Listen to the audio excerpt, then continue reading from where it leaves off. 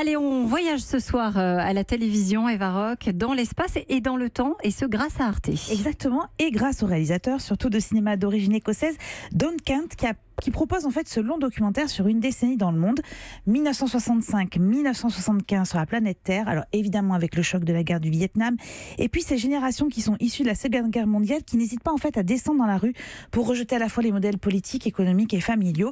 Et l'historien Max Elbom résume parfaitement cette période. Ma génération a été abreuvée d'images de la guerre du Vietnam.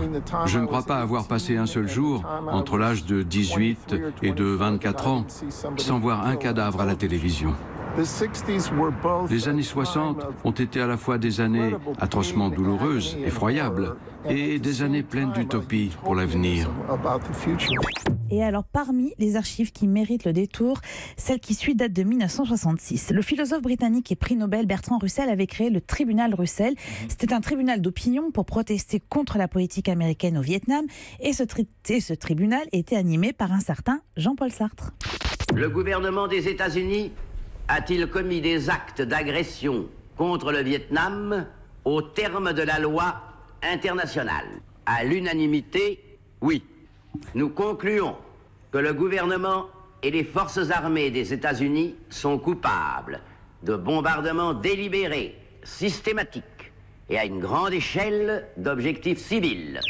J'adore la voix de Jean-Paul Sartre à chaque fois dans les documentaires. Alors l'objectif de Don Kent est de prouver en fait l'onde de choc mondial qui a été provoquée par ces événements des États-Unis au Japon, en passant par l'Angleterre, Rome, le Mexique, mais aussi l'Afrique. Écoutez ce qu'en dit l'écrivain Alain Mabankou.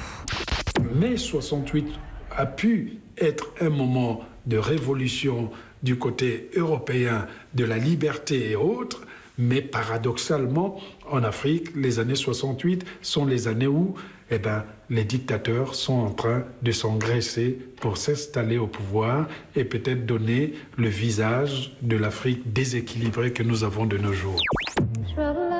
Alors cette volonté d'expliquer ces années de bascule partout dans le monde est à la fois la force et la faiblesse du documentaire. La force parce qu'effectivement, Don Kent va clairement prouver les répercussions d'une crise sur une autre, mais la faiblesse aussi parce que le propos va se dissoudre un peu à la fois entre les revendications politiques, les considérations culturelles et puis les analyses universitaires comme on vient de l'entendre.